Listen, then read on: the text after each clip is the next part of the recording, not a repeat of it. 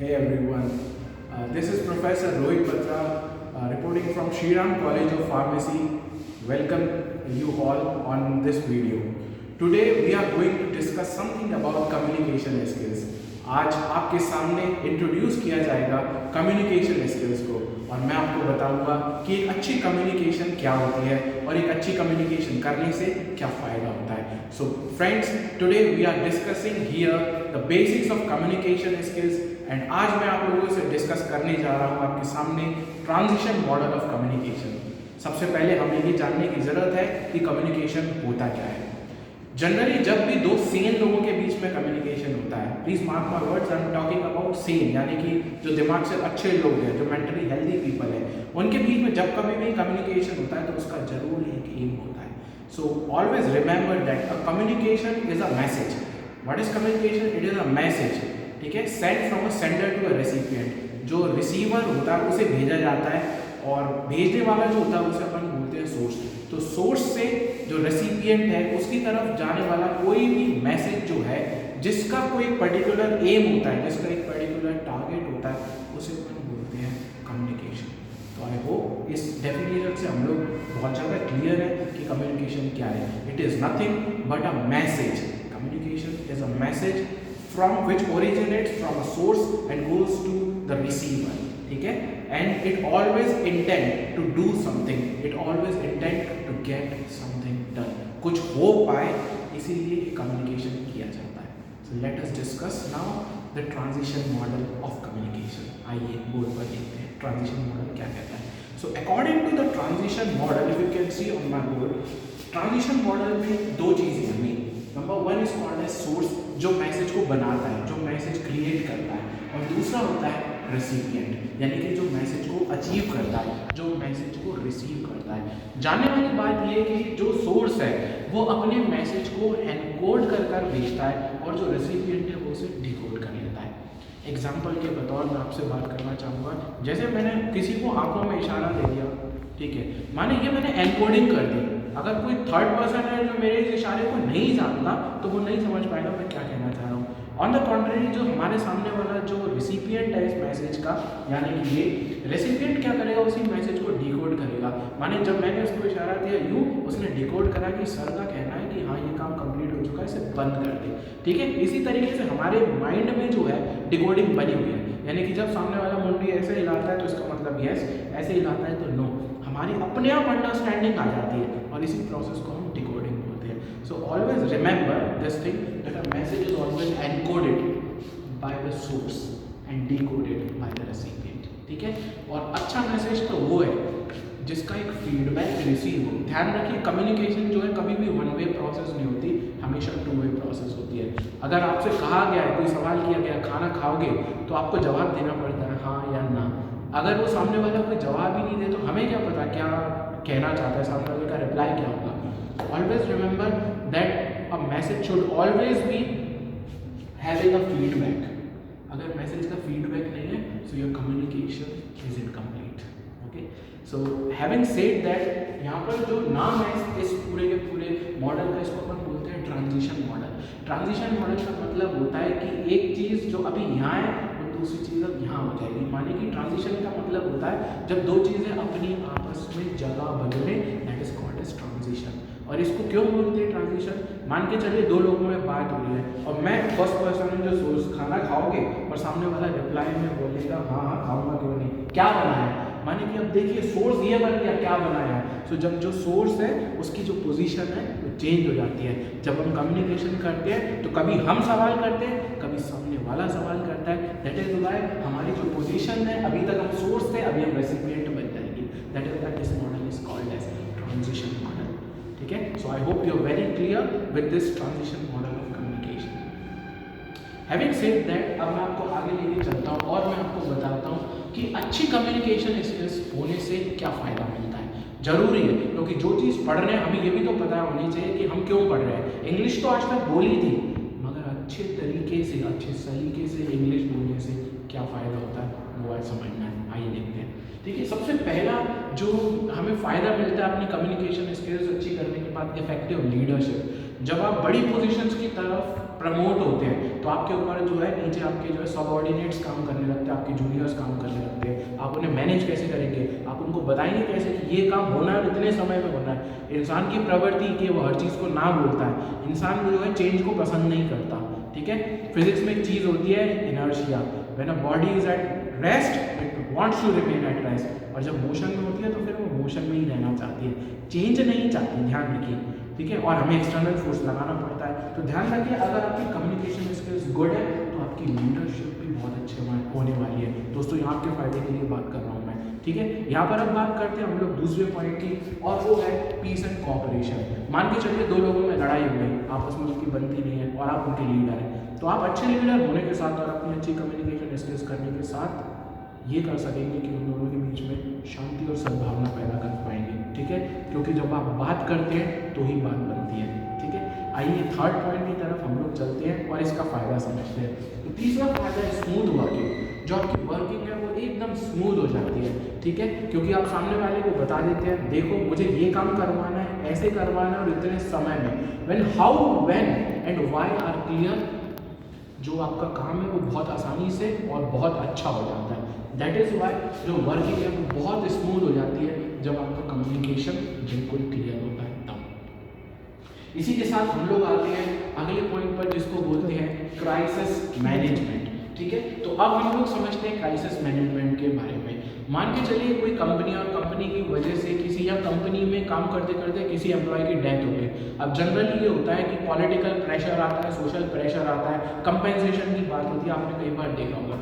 ऐसे केस में किसी रिस्पॉन्सिबल पर्सन को, ध्यान से सुनिएगा, मैं कह रहा हूँ किसी रिस्पॉन्सिबल पर्सन को कंपनी के आगे कर दिया जाता है और वो बयान देता है, लिखित में भी और बोल के भी, ठीक है। It is given in written as well as it is given in verbal. आपने प्रेस रिलीज, ठीक है ना, का नाम सुना होगा। मीडिया का जो है एक पेपर दिया जाता है, मीडिया को एक बयान दिया जाता है लिखित में, जिसे हम बोलते हैं प्रेस रिलीज। तो इस चीज़ को करने से क्या फ़ायदा है कि जो रेपुटेशन है कंपनी की वो बर्बाद होने से बच जाती है, क्योंकि आप जो है जब बयान देते हो तो सब लोगों को एक आंसर मिल जाता है कि हाँ कंपनी जो है वो रिस्पॉन्सिबल है, कंपनी अपने एम्प्लॉय के लिए कुछ अच्छा सोच रही है। और उस प्रेस रिलीज में जनरली ये लिखा जाता है कि हम इसका जो मृतक है या जो घायल हो गया है उसके परिवार को नौकरी देंगे, उसके परिवार को कुछ कंपेंसेशन देंगे। तो अच्छी कम्युनिकेशन करने से जो हमारी कंपनी है या जिस भी इंस्टीट्यूशन के लिए हम लोग काम कर रहे हैं उसकी रेपुटेशन जो है बर्बाद होने से बच जाती है। ये बहुत बड़ा फ़ायदा है, ठीक है, अच्छी कम्युनिकेशन होने का।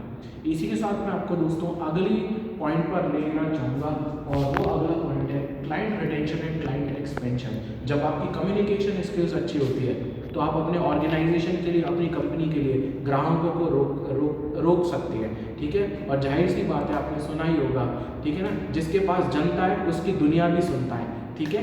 तो जब जनता आपके साथ है तो दुनिया भी आपकी सुनेगी, क्योंकि अल्टीमेटली कोई भी बिजनेस जो है वो पैसों के लिए काम करता है, ठीक है। सोशल सर्विसेज के लिए बहुत ही कम इंस्टीट्यूट काम करते हैं। तो जब हम लोग जॉब में होते हैं या किसी पर्टिकुलर जगह पर काम कर रहे होते हैं तो क्लाइंट जो है बहुत बड़ा एस्पेक्ट बन जाता है, और क्लाइंट रिटेंशन जो है वो अच्छी कम्युनिकेशन से ही आता है। जब आप अच्छा बोलते हो, अच्छे से कन्विंस करते हो सामने वाला, तो सामने वाला भी कन्विंस होकर कहता है कि लो अपनी मार्क प्राइस पर भेज दो, मुझे तो डिस्काउंट भी नहीं चाहिए, ठीक है।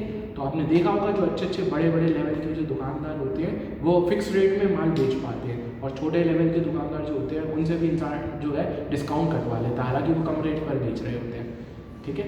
तो ये बहुत बड़ा फ़ायदा मिलता है हमें क्लाइंट रिटेंशन और क्लाइंट एक्सपेंशन में। लास्ट पॉइंट जो इसका फायदा मैं आपको बताना चाहूँगा, प्रिवेंट्स रीवर्किंग। बिजनेस का सबसे बड़ा अगर कोई लॉस है दोस्तों तो वो है रीवर्किंग। आपने एक काम कर लिया और अगर वो फेल हो गया तो आपको दोबारा उस पर एक्शन करना पड़ता है, दोबारा उस पर वर्क करना पड़ता है। आपकी मेहनत बढ़े, पैसे बढ़े और आपके खर्चे बढ़े, लेकिन हमको उसके बदले में कुछ नहीं मिलता। तो सबसे बड़ा फ़ायदा जो हमें मिलता है इस समय वो ये है कि हमें रिवर्किंग करने से बच जाते हैं। Because how, when and why जब क्लियर होती है, तीनों चीज़ें बिल्कुल सामने वाले को क्लियर होती है कि उसे क्या एक्सपेक्टेशन रखी जा रही है, उसे क्या करना है, कब करना है, कैसे करना है। When all the things are answered, chances of failure जो है वो बहुत रिड्यूस हो जाते हैं। कोई इनएडवेरेंट कंडीशन है या ओवरलुकिंग हो गई है या कोई जानबूझकर ही गलत करना चाहता तो कोई मदद कर नहीं सकता। लेकिन अगर कम्युनिकेशन क्लियर है तो काम भी बहुत अच्छा होगा, उससे रिवर्किंग नहीं करनी पड़ेगी। और दोस्तों इसी लेक्चर के एंड करते करते अब हम लोग जो है अपने लास्ट सेक्शन की तरफ आ गए हैं। ठीक है, आइए देखते हैं जो लास्ट सेक्शन है वो हमें क्या बता रहा है। वो हमें बता रहा है कि अच्छा मैसेज, जो अच्छा मैसेज है या अच्छा कम्युनिकेशन है उसका क्या फॉर्मेट होना चाहिए या उसकी क्या एट्रीब्यूट्स होनी चाहिए। तो आइए इस लेक्चर को या वीडियो को अंत करते करते हम लोग ये भी सीख लेते हैं कि अच्छा मैसेज क्या होता है। आइए देखते हैं। अच्छा मैसेज वो जो सुटेबली टेलर्ड है। अगर मैं यहाँ पर किसी गांव की जनता के बीच में जाने वाला हूँ और मैं जाके सीधे सीधे अपनी हाई-फाई इंग्लिश बोलना शुरू कर देता हूँ, hello everyone, I am here to sell my product, so ultimately ये चांसेस है कि सामने वाले को जो है कुछ भी समझ में नहीं आएगा। ठीक है, कुछ भी समझ में नहीं आएगा। तो हमें तो उसको समझाना है, तो हमारा जो मैसेज है वो हिंदी में होना चाहिए या वो सुटेबली इंग्लिश में होना चाहिए। आधी हिंदी आधी इंग्लिश चलेगी, बिकॉज ये इंडिया है दोस्तों। ठीक है, आइए देखते हैं अगला पॉइंट। ठीक है, हैज़ अ फीडबैक।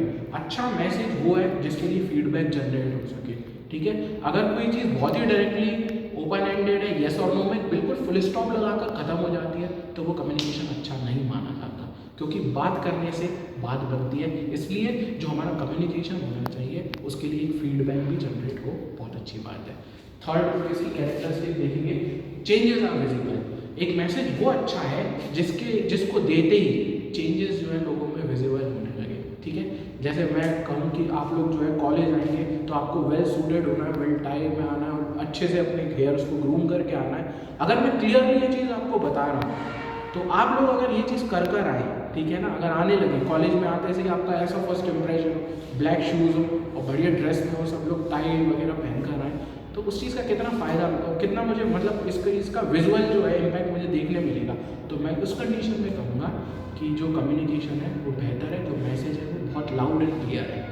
ठीक है, बहुत बड़ी चीज़ है कि मैसेज जो है लाउड एंड क्लियर होना चाहिए। ठीक,